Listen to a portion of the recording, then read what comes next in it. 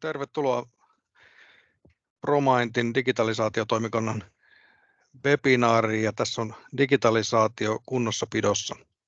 Mä olen Karttusi Janne-Pekka, ja meillä tuossa toimikunnassa on ollut paljonkin keskustelua digitalisaatiosta, ja ylipäätään toimialalla on digitalisaatiosta keskusteltu hyvinkin pitkään, mutta me koettiin tarvetta tämmöiselle keskustelulle, miten se viedään käytäntöön. Ja sen puitteissa järjestettiin tämä tilaisuus, ja tarkoitus on käydä hyvinkin käytännönläheisesti, miten se digitalisaatio, erilaiset työkalut menee osaksi sitä käytännön prosessia ja miten se tulevaisuus ja teknologia muuttaa sitä tapaa toimia. Ja meillä on tässä tilaisuudessa nyt keskustelemassa mukana asiantuntijoita eri toimialoilta, ja mä pyytäisin nyt herroja esittäytymään lyhyesti ja kertomaan vähän, mistä näkökulmasta katsoo tätä digitalisaation toimikenttää. Ja aloitetaanko me siitä vaikka Jannesta, no ole hyvä. Joo, tervehdys vaan kaikille. Mä oon Janne Hakala ja toimin myyntijohtajana Vincit EAM-ratkaisuissa. Olen ollut tässä kunnossapitoalalla noin 22 vuotta, josta 14 vuotta vastannut raskaan teollisuuden kunnossapidosta ja järjestelmien käytöstä tässä kunnossapitomaailmassa. Ja nykyisin toimin kunnossapidon järjestelmäratkaisujen myynnistä vastaavana henkilönä. Ja tässä webinaarissa mun lähestymiskulma on erityisesti nämä kunnossapidon järjestelmäratkaisut digitalisaation näkökulmasta ja kunnossapitojärjestelmien käyttö. Kiitos. Ottaako Joonas siitä sitten seuraavaksi kapulan käteen? Yes, morjesta. Eli Huuskosen Joonas Caverion Industrialta ja käyttövarmuuden ratkaisuista. Eli mä oon ottanut tämmöistä poppoota, joka taas kunnossapiton järjestelmän tietosisältöihin perehtyy enemmän ja sitten ihan niin kuin siihen käytännön operatiivisiin ratkaisuihin sillä kentällä. Ja mä katson tätä aika paljon sen niin kuin tietosisällön ja sen hyödyntämistä sitten oikeasti operatiiviseen toimintaan siitä näkövinkkelistä. Eli en ole semmoista niin kuin data-IT-purvusta, vaikka sitä työtä tehdään, vaan sitten, että miten se oikeasti kohtaa sen käytännön. Oikein hyvä, paljon kiitoksia. Ja sitten Mikko, ole hyvä. Joo. Terve vaan, Nurmisen Mikko Valkio Oyltä, ja täällä toimin tehdaspalvelupäällikkönä. Vastaa kunnossapidon johtamisesta ja kehittämisestä. Kunnossapitokokemusta on jo yli 25 vuotta. Ja näkökulma tähän aiheeseen, tuotetaan sitä kunnossapitodataa ja sitten hyödynnetään toiminnassa dataa. Ja totta kai näistä digitaalisista uusista mahdollisuuksista niin pyritään löytämään ne ratkaisut, mitkä tukisivat tätä meidän toimintaa, poimia sieltä ne parhaat ratkaisut. Oikein paljon kiitoksia. Ja meillä on aika hyvä kattaus eri näkökulmasta niin järjestelmistä kuin tietosisällöstä kuin sitten soveltavasta ja kunnossapiton johtavasta näkökulmasta. Mä itse katson tätä niin järjestelmän näkökulmasta enemmän siellä tiedon tuottamisen, mittaamisen, kunnon valvonnan osa-alueesta, ja mä yritän vähän fasilitoida tätä keskustelua nyt sitten, kun päästään eteenpäin. Ja siihen liittyen oikeastaan me päätettiin, että me otettaisiin vähän keskustelulle runkoa.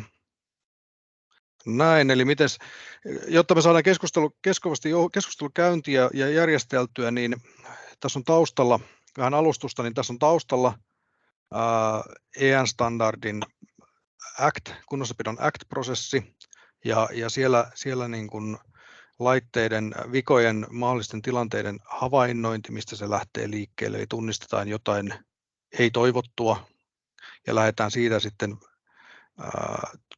valmistelemaan toimenpiteitä, päätetään, että tämä vaatii meiltä huomiota, lähdetään valmistelemaan toimenpiteitä, todetaan, että siellä on jonkinnäköinen korjaustarve ja se vaatii toimenpiteitä, ja sitten suoritetaan se toimenpide ja saadaan sitten mahdollisesti muutos aikaiseksi ja arvioidaan sitten sitä, että miten se niin kuin tehtiin ja miten sitä voidaan oppia ja kuinka asiat sitten parannetaan tulevaisuudessa, eli tämä kehittämisen näkökulma. Me voitaisiin lähteä nyt tähän keskusteluun siis siitä niin kuin, että miten digitalisaatio muuttaa sitä niin kuin tapaa havaita, tunnistaa tilanteita ja minkälaisia niin kuin sovellusalueita ja kokemuksia siihen on niin kuin nyt tällä hetkellä käytössä tai tulossa. Mites, haluaako Joonas? Mikko, ole hyvä.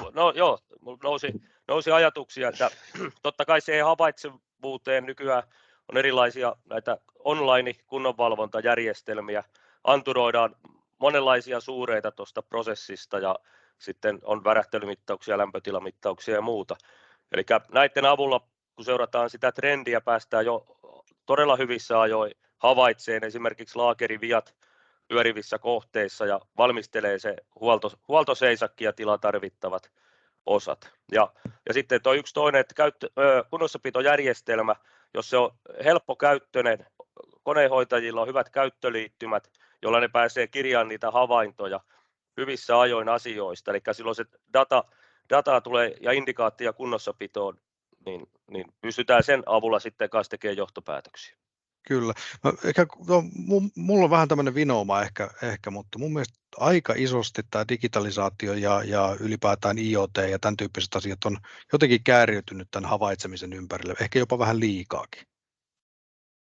Että mitä sä sanoit, Mikko, että se siitä niin kuin miten sitä tietoa sitten johdetaan eteenpäin, kuinka sitä käytetään, mutta mitä tietoa sieltä tulee ja mitä se merkitsee meille on ehkä vähemmällä huomiolla.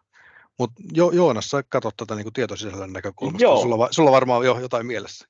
No joo, kyllä todellakin, eli siis monesti tämä keskustelu tosiaan pyörii tämän havaitsemisen ympärillä ja sitten yleensäkin sen, niin kuin mitä teknologioita siinä on, mutta sitten paljon on huomattu tuossa monissa tapauksissa, eli ne henkilöt, jotka on tässä perillä yleensäkin tässä digipuolessa, ne menee sitten periaatteessa omalla layerillään ja sitten se menee omalla layerillään tämä niin kuin operatiivinen käytännön kunnossapito. Ja sitten se, että ne oikeasti saadaan sidottua se digilayeri siihen käytäntöön, niin se on monesti vähän haasteellista. Ja siinä tulee taas tämä niin kuin myöskin kunnossapitojärjestelmän käyttö olennaiseen rooliin, eli se pitäisi pystyä integroimaan myös sinne prosesseihin, eikä vaan sille, että siellä on tietystä lähteestä saadaan sitä sisältöä ja sitten sitä pitää niin kuin johtaa, vaan että saataisiin se niin kuin tiedolle johtaminen oikeasti ne järjestelmiin sisään.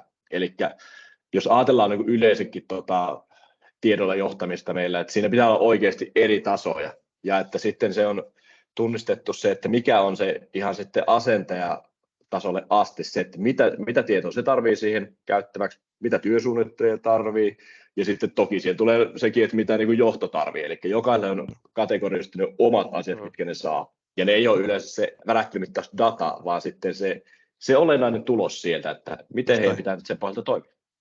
Oikein hyvä, kun sä tarkoitat integraatiolla, sä tarkoitat nimenomaan integraatioprosessiin, eikä niin kuin pelkästään teknistä.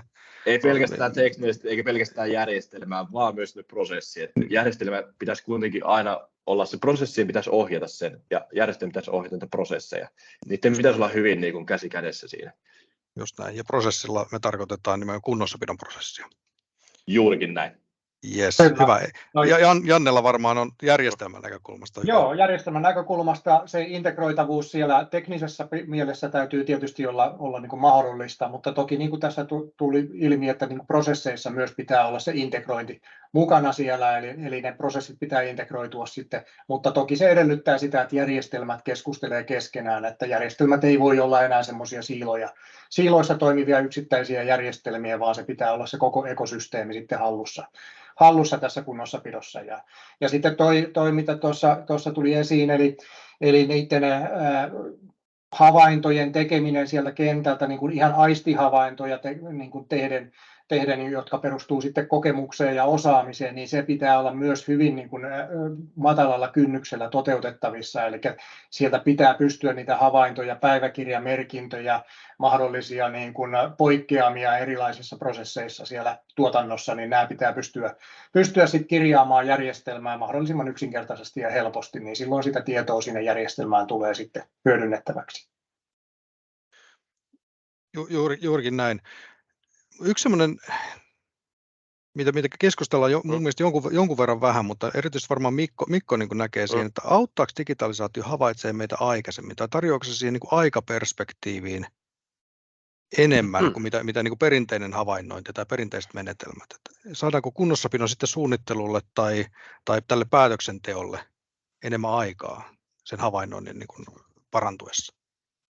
Joo, kyllä pystyn allekirjoittamaan sen, eli kumminkin aistinvaraisilla havainnoilla, niin se reagointiaika siitä havainnosta siihen vikaan, se aikajänne on suhteellisen lyhyt, mutta sitten niin kuin nostan esimerkkinä värähtelymittauksen, kun se tehdään laadukkaasti riittävän usein, niin huomataan jo aika alkuvaiheessa siitä lähtötasosta, kun siellä pikkuhiljaa trendissä rupeaa tulee poikkeamaan.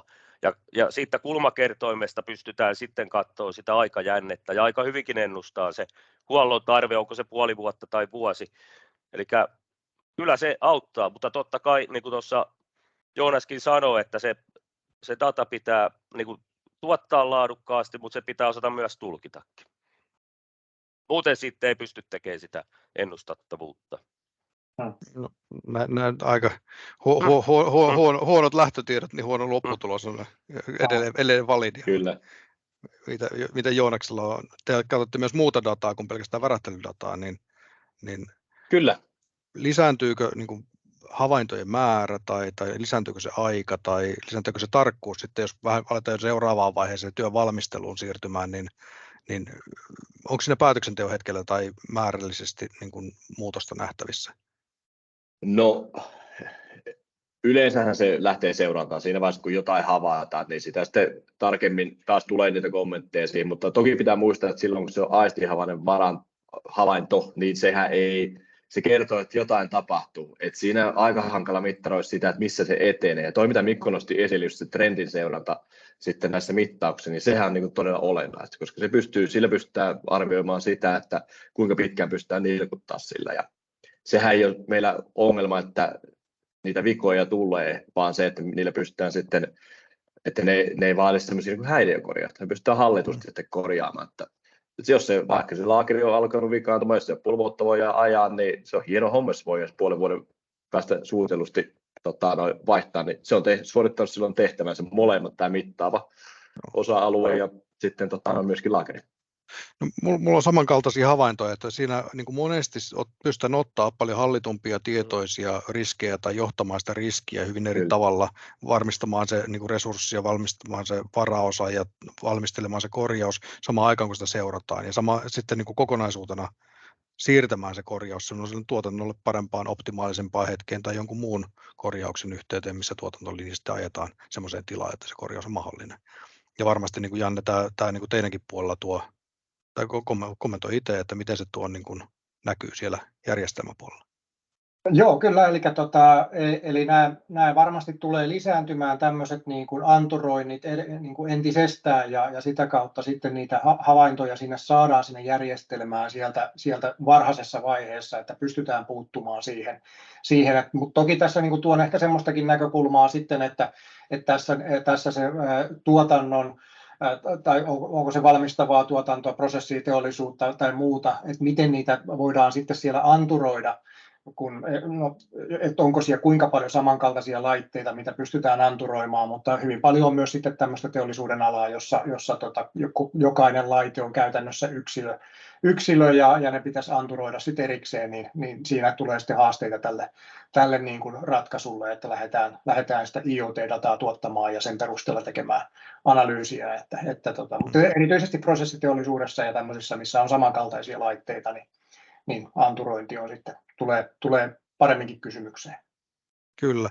Mä voisin ottaa nyt uudestaan tuon esityksen tuohon näkyville, niin me oikeastaan jo vähän siirryttiin tähän toimenpiteiden valmisteluvaiheeseen tässä, eli nyt me on löydetty sieltä se mahdollisesti riskin aiheuttava laite tai toiminto, ja me on ehkä jo tehty päätös, että asioille täytyy tehdä jotain.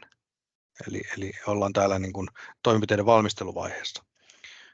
Niin Janne, varmasti tämä työ johdetaan aina järjestelmässä, tai suositeltavaa ainakin johtaa se järjestelmässä, niin mitenkäs se niin kuin menee, jos ajatellaan nyt sitä niin kuin tietoa, mitä sinne tuotetaan, niin minkälaisia vaikutuksia sillä tulee? Ottaisitte kommentin tästä. Joo, eli tietoa voi tulla tosiaan näistä IoT-laitteista analyysin perusteella, sieltä joku anomalia esimerkiksi havaitaan ja sitä kautta sitten järjestelmään tulee tieto, että täällä on, tämä vaatii toimenpiteitä, tämä kyseinen laite ja sitten se aikaan saa sen, että sinne joko automaattisesti resurssoidaan henkilöt, jotka vastaa siitä laitteesta tai laitelinjasta, tai sitten se voidaan sitten manuaalisesti resurssoida sen mukaan, kellä siellä on sitten niin kuin mahdollisuuksia ja kyvykkyyksiä se käydä katsomassa. Sitten on tietysti näitä aistihavaintojen mukaan tulevia päiväkirjamerkintöjä tai jopa vikailmoituksia sitten, jos laite on vikaantunut jo, niin sitä kautta sitten myös tulee järjestelmään tietoa sieltä ja sitä käsitellään sitten toki siellä niin kuin järjestelmässä sitten, että pystytään suunnittelemaan se, joko se tehdään välittömästi tai sitten aikataulutetaan se tai tehdään esimerkiksi seuraavassa seisakissa joku tarkastus tai laitevaihto. Mutta pääasia on se, että sitä pystytään niin kuin siellä helposti siellä järjestelmässä sitten suunnittelemaan ja resurssoimaan ja aikatauluttamaan niitä töitä. Juuri näin. Mikko kertoi tuossa aikaisemmin, että sitä harvoin korjataan silloin, kun se ensin havaitaan. Niin miten tarkkaa tietoa sitten saadaan tai tarvitaan, että se työ voidaan oikeasti valmistella huolellisesti ja miten sitä riskiä arvioidaan? No joo, mä voisin melkein jatkaa tuosta, mitä Janne kertoi, eli työn suunnitteluhan tarvii tosi paljon sitä dataa. Nyt kun tämä potentiaalinen vaurio on havaittu ja on tehty päätös siitä, että se tarvii korjata, niin ensinnäkin historiadata. Sieltä järjestelmästä voi hyvinkin löytyä vastaavan tyyppinen kohde, mihin huolto on tehty, korjaus on suoritettu, pystytään sen mukaan arvioimaan se tarvittava aikamäärä, kuinka pitkä seisakki tarvitaan tähän huoltoon, nähdään mitä siihen on tarvittu osia, no sitä kautta sitten jos on hyvin laitehierarkiat rakennettu ja varaosaliittymät tehty, niin se työnsuunnittelija pystyy järjestelmästä kaivaamaan ne tarvittavat varaosat. Sitten nähdään saatavuudet, onko niitä, suoritetaan tilaukset. Ja sitten jo vielä nämä alihankinnan tilaaminen järjestelmän kautta, löydetään ne kumppanit sieltä. Ja sitten jos järjestelmiin on vielä tehty nämä osaamismatriisit hyvin omillekin resursseille, niin pystytään sieltä katsomaan ne henkilöt, ketkä sen toimenpiteen on parhaat suorittaa. Että siinä onkin paljon näin apua tässä digitalisaatiosta tässä työnsuunnitteluvaiheessa. Oikein hyvä. Minkälaisia ajatuksia Joonaksella herää?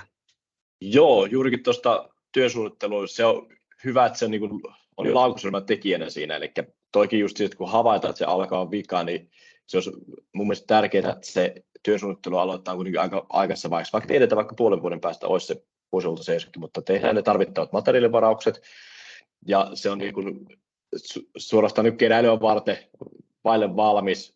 Toki voi olla keräilykin tehty jo tuohon huoltoon valmiina, mutta myöskin ajatellen siinä mielessä se, että se voi laueta se vika päälle myöskin ennen sitä suunniteltua seisokkia. Ja ne on aina semmoisia riskipaikkoja niin turvallisuuden kuin kaiken muunkin kannalta, että sitten siinä ollaan niin kuin, ei olla valmistauduttu siihen tilanteeseen. Mutta kun se suunnittelu on jo tehty, niin sitten siinä lähdetään enää katsoa niitä resurssitilanteita ja otetaan kasaan se, että niin kuin saadaan niin kuin oikeasti toteutettua se, mutta se suunnittelu on valmiina eikä kukaan sanotaanko, että se kuvittelen paniikkinappula saadaan kierrettyä vähän paremmin siinä tilanteessa. Tämä paniikkinappula on hyvä konsepti, koska meillä on semmoisia kokemuksia, että itse asiassa kun se voidaan valmistella ja se riski voidaan hallita, se tunnetaan se tilanne ja tiedetään se muuttuja, ja jos se lähtee nopeammin muuttumaan, mitä on ennakoitu, niin me itse asiassa voidaan ajaa sillä yllättävän paljon pidempään sillä laitteella hallitusti kuin mitä niin kuin perinteisessä mallissa, missä se havaitaan, niin sitten se korjataan heti, koska mahdollisuus on vaan käydä siellä sitten joka päivä tai se sitä vieressä valvomassa, että se ei niin kuin muutu se tilanne. Mutta en tiedä, mikä teidän kokemus on, otetaanko paljon enemmän tietoisia tai harkittuja, hallittuja riskejä kuin aikaisemmassa tilanteessa? Vaikuttaako digitalisaatio siihen? Kyllä se vaikuttaa. Niin kuin sanoit äsken, niin nimenomaan kun sitä mittasuuretta voidaan katsoa samalla kun sillä ajetaan ja se saattaa jopa jo korvakuulollekin ruveta pitää se kohde, pahaa ääntä tai käy kuumana, mutta silti kun meillä on numeerinen mittasuure, mikä on helppo tulkita, se ei ole semmoinen epästabiili, vaan se näkee sen muutoksen ja sitten kun saavuttaa sen tietyn pisteen, niin sitten se on vaan pysäytettävä ja korjattava, mutta se voidaan ajaa ihan sinne riskirajoille paljon hallitummin. Kyllä, ja tässä niin kuin Mikko totesi tuossa äsken, eli se kaikki tieto on siellä niin kuin työn suunnittelijan saatavilla, että se pitää olla siellä saatavilla, eli siellä on kaikki dokumentaatio, laitevaraosat, saldotiedot sitten näkyvissä siellä, että silloin sitä niin kuin, se on turvallisempaa tehdä sitä työn suunnittelua, kun se kaikki tieto on siellä työn suunnittelijan saatavilla. Kyllä. Juurikin näin. Jos mennään puhtaasti sillä aistinvaraisella, niin joskushan kokemusperäisesti voidaan olla hyvinkin kartalla siitä, mutta sitten taas on se tietynlaista venäläistä rulettia. Joku rohkeasti arvaa, että kyllä ne pystytään ajaa, ja joku huoltaa aiemmin, ja sanotaanko, että siinä on enemmän häviäjiä kuin voittajia siinä tilanteessa. Just näin. Tämä on mielenkiintoinen, että jos korjaat liian aikaisin, niin sitä tuskin jäät kiinni, mutta jos korjaat liian myöhään, niin sormenosoittajia löytyy varmasti. No niin, me pikkasen jo sivuttiinkin tätä aikataulutusta, eli me ollaan siinä pisteessä, että meillä on se työ on jo suunniteltu, tai me on havaittu se asia, ja me on jollain tavalla suunniteltu se työ, niin miten tämä korjaavien toimenpiteiden toteutus sitten tapahtuu tässä ikään kuin uudessa tai digitaalisessa tiedolla johdetussa prosessissa? Otetaan tästä lyhyet kommentit, niin olkaa hyvät. Joo. No, voisin aloittaa toi. Just menee tuon prosessin omaisesti, eli kun se työn suunnittelija on saanut siihen katsottua, että mitä resursseja se vaatii, paljon se vaatii aikaa, ja on varmistanut, että kaikki materiaalit on saatavilla tai milloin ne on saatavilla, niin sen jälkeen päästään siihen aikataulutukseen. Ja ainakin itse olen havainnut, että kunnossapidossakin niin toimiva ratkaisu on tämä kunnossapidon viikkosuunnittelu, eli se merkataan sinne kalenteriin sovittuun ajankohtaan kyseiselle viikolle, se jakso ja nimetään ne tietyille henkilöille. Ja silloin se on aika hallittua, työjohtaja näkee ja asentajat näkee siinä viikolla, että mitä on kuluvalla viikolla töitä ja mitä on seuraavalle viikolle tulossa töitä, niin, ja myös tuotanto on tietoinen silloin, kun se on tehty näkyväksi tämä kunnossapidon viikkokalenteri, niin se on kaikilla tiedossa, se on koneenkäyttäjillä tiedossa, se on tuotannon suunnittelijoilla, tuotannon mestareilla, kunnossapidon mestarilla ja kunnossapidon asentajilla. Eli kaikki on niin kuin ajan tasalla ja se homma on hallittua. Vaikka puhutaan kumminkin, että tehdään koneelle vikakorjaus, niin silti se on suunniteltua kunnossapitoa. No toi on itse asiassa aika hyvä nosto toi, että se on yhteisesti tiedossa, se on läpinäkyvää, se on selkeää ja johdonmukaista toimintaa. Mites Janne, miltä tämä? Joo, kyllä. Ja sitten se vielä ehkä niin kuin jos prosessi edellyttää tai se työn luonne edellyttää, niin se saatetaan joutua myös luvittaa se työ, eli työluvat tulee siinä sitten myös tehtäväksi ja siinä myös digitalisaatio auttaa, eli silloin kun ne on samoissa järjestelmissä se työluvitus, niin silloin se sujuu niin kuin saumattomasti sitten, että siellä on luvat varmasti kunnossa ja että se työ ylipäätään voi alkaa sitten sen puolesta. Just näin. Jep. Joonas. Joo, siis tässä tosi hyviä kommentteja. Mä vähän ravisutan tilannetta sille, että mehän mennään sen olettamuksen mukaan, että meillä on nyt niin kuin digitalisaation kautta, me tiedetään tarkkaan se tilanne, me tiedetään mitä nyt pitää tehdä. Mm-hmm. Mutta ikävä kyllä tosiasia monesti on myös se, että sitten kun se avataan, niin sillä onkin yllätyksiä, joita ei sitten suunniteltu. Ja sitten tässä onkin tärkeää, että miten digitalisaatio tukee sen tilanteen selvittämistä. Ja sitten mennään niin kuin ihan tämmöisille tosi perusteisiin. Sitten puhutaan, että siellä kunnossapidon järjestelmässä ne laiterakenteet on kunnossa, siellä löytyy ne tarvittavat tiedot, plus sitten on helppo pääsy suoraan siihen dokumentaatioon. Eli se tarkoittaa, että siellä on kaikki linkitykset tehty oikein, kaikki metatiedotukset oikein, ne dokumentit on ajan tasalla, eli silloin pystytään niin kuin reagoimaan taas nopeasti siihen tilanteeseen tai muuttuvaan tilanteeseen ja tekee niitä uusia peliliikkeitä. Et ne on oikeasti katastrofaalisia ne kustannukset, mitkä kaatuu silloin, kun tämä ei ole helposti käsillä tämä tieto. Ja se on just se, milloin se paniikkinappula helposti painetaan. Sitten tuntuu, että niiden tietojen löytyminen vielä vaan vaikeaa. Tosi hyvä nosto. Asiathan ei koskaan tai aina mene niin kuin suunniteltu. Siinä on kaksi oikeastaan nostoa. Se, että jos asiat ei meekään, niin sitten se arvo sillä, että se järjestelmä tai työkalu, mitä käytetään, se on otettu loppuun asti käyttöön. Kyllä. Ja se tieto löytyy sieltä, mistä se tiedon kuuluu löytyy. Tämä on ihan hyvä. Mutta kaiken kaikkiaan, jos mä nyt ymmärrän, niin kuitenkin se muutosten, onko Mikko ehkä osaa sanoa, että väheneekö se niin kuin muutosten tai semmoisen niin kuin uudelleen suunnittelun tarve kuitenkin niin kuin isossa kuvassa? Se riippuu sitten, kuinka laadukkaasti se työn suunnittelu on toteutettu, eli just tuohon meidän Joonas puhui, eli siinä tarvii vähän rakentaa niitä skenaarioita, että kun sitä lähdetään vaikka sitä vaadelaatikkoa avaan, niin mitä muuta siellä voi olla vaurioitunut. Mm-hmm. Eli vähän etukäteen jo katsoa, että tämä, jos on hyvä järjestelmä, niin siinä pystyy vähän tekemään tällaista vaihtoehtoisia skenaarioita tälle keissille. Just näin. Et jos ne prioriteetit muuttuu, niin silloin se tavallaan se ei kaada sitä koko pinoa, ymmärrätkö mä näin oikein, että se muutos onkin itse asiassa pienempi tai se prioriteettihallinta on huomattavasti helpompaa, kun päästään käsiksi oikeisiin asioihin ja oikeassa järjestyksessä ja se paniikkinappi ei ole sitten ehkä ihan niin punainen vai miten sen sanoisi. No hyvä, no nyt lähdetään eteenpäin, eli nyt sitten me on saatu se muutos muutoksen päällä hallittua ja tilanne edettyä, me on saatu korjaus tehtyä. Mitä sen jälkeen tapahtuu?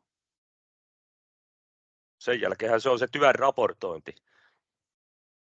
Kyllä, tämä on hyvin tärkeässä roolissa tämä työn raportointi ja siinä myös niin kuin me järjestelmätoimittajat ollaan hereillä oltu, eli käyttöliittymät, millä se raportoidaan se järjestelmään, se korjaus, vikakorjaus, mitä siellä on tehty ja miten se on tehty, mitä asioita pitää ottaa huomioon, eli se raportointi siellä esimerkiksi mobiilisovelluksen kautta ja sielläkin vaikka puheentunnistusta hyödyntämällä, niin saadaan paljon sitä informaatiota sinne siitä vikakorjauksesta sitten palvelemaan jatkossa vastaavia vikoja, että se tulee mahdollisimman kattavasti sitten raportoitua sinne, niin se on erittäin tärkeää ja sen hyödyt on niin kuin heti niin kuin ulosmitattavissa sieltä järjestelmästä. Hei, toi oli hyvä toi käyttöliittymä. Monesti nämä ihmiset, jotka suorittaa tätä niin kuin korjausta tai osallistuu prosessiin, niin ne ei välttämättä istu PC:llä koko päivää. Kyllä. Minkälaiset käyttöliittymät menestyy ja miten se niin kuin... Eli kyllä mobiilikäyttöliittymä on tänä päivänä melkein edellytys eli siellä on se mobiilikäyttöliittymä ja sitten se, että sitä on helppo käyttää, sinne on nopea raportoida, ottaa valokuvia, ei pelkästään siinä vaiheessa, kun se on vikaan niin kuin jo selvinnyt ja korjattu, vaan siinä koko prosessin yhteydessä niin kuin, ikään kuin päiväkirjanomaisesti tuo sitä tietoa sinne järjestelmään, niin silloin siitä on paras hyöty.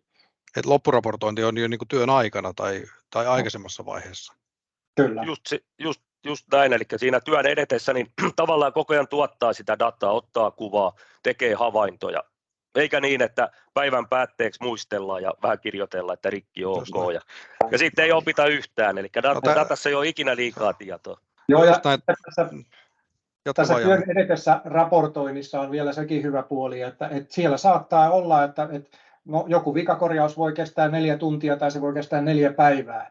Ja kun työsuunnittelija on tehnyt sitä työsuunnittelua esimerkiksi viikkotasolla jo eteenpäin, niin silloin siellä saattaa käydä niin, että siellä henkilöt vaihtuu jolloin sitten se vaihdos on niin kuin mahdollisimman niin kuin, helppoa tehdä, koska siellä on sitä dataa kerääntynyt, että ei olla niin henkilöriippuvaisia siinäkään tilanteessa, kun korjaajat vaihtuu.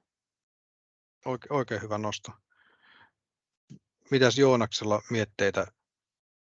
No juurikin samanlaisia tuossa, eli siis se on äärimmäisen tärkeää se helppo käytettävyys.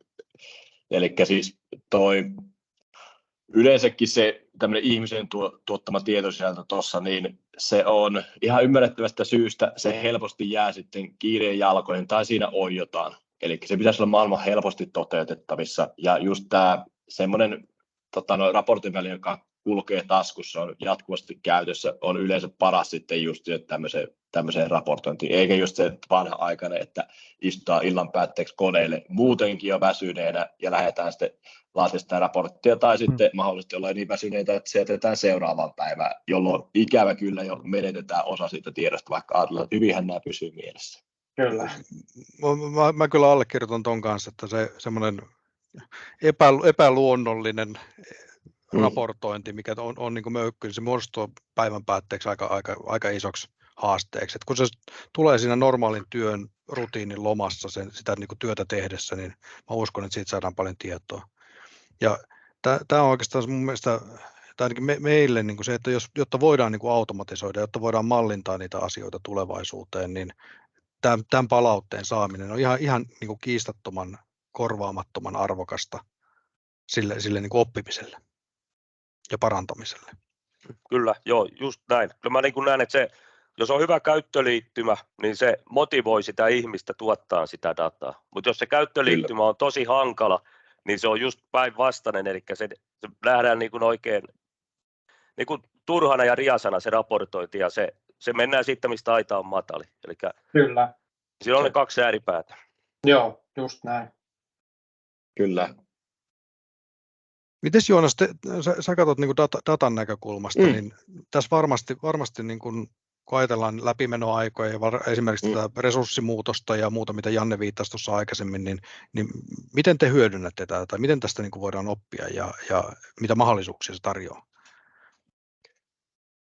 No, lähtökohtaisesti se, että kaikki resurssit on järjestelmässä oikeasti kunnossa. Eli ne on kaikki tarvittava tieto on rakennettu sinne järjestelmään. Ja myöskin sitten kaikki muutenkin niin kuin ajatellen sitten tähän raportointiin, henkilöt vaihtuina välissä, niin siinä on määritetty tietyt koodit, millä raportoidaan. Se on hyvin yhdenmukainen ja se on hyvin helppo raportoida sitten yhdenmukaisesti kanssa se työ. Eli ettei siinä tule mitään variaatioita, vaan se pystytään sitten tulkitsemaan myös jälkikäteen hyvin. Eli se pitää olla järjestelmään täällä rakennettu ne prosessit ja ne valinnat, minkä mukaan mennään niin kuin hyvin valmiiksi. Joo, sama havainto, että siellä täytyy olla niin kuin se täytyy vakioida, täytyy olla tietyt standardit ja se täytyy, niin kuin, ne muuttujat täytyy määrittää sinne, jotta se voidaan sitten myöhemmin katsoa erilaisista näkökulmista ja louhia sitä tietoa, niin sen täytyy olla vakioitua se tapa myöskin toimia. Kyllä. Joo, ja sitten kun se tulee hyvin raportoitua sinne, niin se henkilöriippuvuus vähenee niin kuin, ei pelkästään siinä yhden vikakorjauksen sisällä, vaan sitten isossa kuvassa se henkilöriippuvuus vähenee huomattavasti, kun sitä ymmärrystä tulee sieltä niin kuin kunnossapidon ammattilaisten korvien välistä sinne järjestelmään, niin se henkilöriippuvuus vähenee jolloin esimerkiksi eläköityessä sitten sitä tietoa on sinne järjestelmään kerääntynyt ja sitä pystytään hyödyntämään sitten myöhemmin. Onko Mikolle ehkä kysymys, onko oikein sanoa, että pitää oppia organisaationa toimimaan myöskin sen niin kuin uuden mallin ja uuden maailman ja uusien työkalujen mukaisesti? Että yksi yksittäinen työkalu ei ratkaise, vaan niiden osien summa on se, mitä pitää pystyä johtamaan. Kyllä, se on just näin, että ne täytyy osata siihen omaan prosessiin poimia näitä teknisiä apuja ja sitten niin kuin muuttaa sitä tapaa toimia, eli niitä kunnossapidon prosesseja sillä tavalla, että sitä apua, on se sitten kunnossapitojärjestelmä tai tämmöinen kunnon valvonta, online-mittaus tai joku muu, niin se täytyy saada menee siitä koko putken läpi ja kouluttaa ihmiset ja rohkaista siihen käyttöön. Ei niitä, jos ne vaan niin kuin laitetaan, että ottakaa ja hyödyntäkää, niin se vanha tapa toimia jää voimaan, eli kyllä ne täytyy kaikki viedä siihen, jalkauttaa se toiminta. Joo, ja tästä erityisesti sitten järjestelmien kyvykkyydet ja käytettävyys nousee korkealle tasolle, että se on niin kuin helposti omaksuttavissa se järjestelmä, ja erityisesti sitten kun mitä enemmän mennään sinne suorittavalle tasolle, niin järjestelmien pitää palvella sitä tekemistä, eikä toisinpäin, vaan silloin se toimii se kokonaisuus, kun ne käyttöliittymät on hyviä ja käyttäjäkokemus on hyvä, niin Kyllä. se on arvoisen tärkeää. Joo, mä vähän ehkä vielä ärsytän, mutta se, että meillä oikeasti monesti unohtuu se tekijä, mistä tästä nyt keskustellaan. Kyllä. Tai sitten me keskitytään keskustelemaan nimenomaan teknologiasta, tai me keskustellaan jostain AIsta tai sensorista tai jostain muusta, kun se tekijän ja sen työn helpottaminen, sen oikeanlaisen työkalun oikeaan tarpeeseen, niin helposti unohtaa. Kyllä. Mutta hei, kiitos näistä. Me voitaisiin ottaa pieni yhteenveto sitten vielä tähän näin, kun varmaan Mikolla, että miten tähän niin kuin päästään, jos sulla on niin kuin näkökulma siihen, että miten tavallaan tämä päästään, mitä tämä vaatii niin kuin kenttäorganisaatiolta. Tuossa tulikin jo useamman kerran, niin kuin Janne ja Joonaksen puheistakin tuli esimerkiksi se, että miten se niin kuin järjestelmän käyttöön ottaminen vaatii. Joo. Ja ehkä niin kuin näistä näkökulmista, jos mä pyydän, että jokainen ottaisi vuorollaan niin kuin lyhyen niin kuin loppustatementin tähän näin, niin mitä tästä niin kuin voisi tulkita ja mitä tämä vaatii sitten niin kuin toimialalta tai digitaaliselta hyödyntävältä organisaatiolta. Pidä semmoinen 15 sekunnin tauko ja kysy se kysymys sitten, niin päästään leikkaamisessa helpommalla. No niin, tehdään näin. aloitetaan 15 sekunnin tauko. No niin, eli otetaan loppuun lyhyet kommentit jokaiselta, että mitä tämä tarkoittaa nyt sitten organisaatiolta, joka haluaa hyödyntää ja haluaa mennä digitalisaatiossa eteenpäin ja valjastaa sen käyttöön. Niin miten me sitä lähestytään? Aloitetaanko taas sitä vaikka Jannesta? Joo, eli ensin täytyy miettiä, että mitkä ne tavoitteet on, ja lähteä sitä kautta, että mitä tavoitteita tuotanto-omaisuuden hallinnalle on asetettu tai tullaan asettamaan, ja sen mukaan sitten valita siihen sopivat digitaaliset ratkaisut siihen ympärille. Ja siinä, kun sitä lähdetään viemään eteenpäin, siinä erityishuomio siihen käyttöönottoon. Että se tulee varmuudella sitten käyttöön otettua alusta loppuun saakka, että silloin siitä saadaan ne parhaat hyödyt. Käyttöönotto on erittäin merkittävässä roolissa. Oikein hyvä. Joonas. Joo, toi käyttöönotto ja niin käyttäisin myös sanaa jalkauttaminen, niin se on hivenomaan äärimmäisen tärkeässä roolissa. Eli vaikka olisi kuinka hienot teknologiat ja prosessit, jos ei oikeasti saa jalkautettua käyttöön, niin sanotaanko, että keskinkertaisetkin on paljon parempia silloin. Ja ikävä kyllä toi monesti unohdetaan toi niin kuin jalkauttamisen tärkeys, eli siinä kuvitellaan, että linjaorganisaatio ottaa vastaan automaattisesti, mutta mä en ole itse vielä oikein nähnyt semmoista tilannetta. Eli siihen pitää olla valmiit laittaa panoksia. Se ei ole mikään helppoa. Tekisi mieli kommentoida vielä, mutta sanot sä, että se ottaa aikaa paljon enemmän kuin se aliarvioidaan usein. Kyllä. No mitäs Mikko? Sulla on ensikäden kokemusta. Joo, kyllä se mun mielestä aika sillä, että se niin kuin vähän Jannes kommentti jo sivutenkin, niin sen organisaation pitäisi sieltä sisäisesti tunnistaa ne tarpeet, että mitä teknologia, missä ne kehityskohteet on, ja sen jälkeen lähteä sieltä löytää se kumppani ja valita se ratkaisu, ja sitten tuoda se sisään. Ja siinä on avainasiassa sitten, että se viestintä, totta kai koko organisaatiotasolle, että missä tässä hankkeessa mennään, mitä sillä haetaan. Sitten on se koulutus, riittävä koulutus ja seuranta, valvonta, että se homma lähtee toimii niin kuin on tarkoitus ja se teknologia palvelee. Ja sitten seurantajakso, niin sitten tuoda niitä tuloksia, saavutettuja voittoja julki, että mitenkä tässä on niin kuin hyödynnetty tätä teknologiaa, mitä silloin on saatu, niin silloin kun ihmiset saa sen ymmärryksen, että tästä on meille hyötyä ja se on konkreettisesti todistettu, niin silloin se vakiintuu se käyttö ja se organisaatio kehittyy ja lähtee taas tuomaan niitä uusia tarpeita. Että jos taas vähän tällä digitalisaatiolla jotain hommaa voitaisiin tehostaa. Just näin. Tämä oli hyvä kommentti vielä se, että se on liikkuva juna. Se ei pysähdy, se teknologinen kehitys etenee ja näinhän se maailma on, että meidän täytyy joka päivä olla nöyriä ja oppia uutta ja ennen kaikkea ehkä ymmärtää se, että ihmiset päivän päätteeksi käyttää sitä ja vie sen niin kuin hyödyn tai tuo sen hyödyn siitä teknisestä järjestelmästä ulos.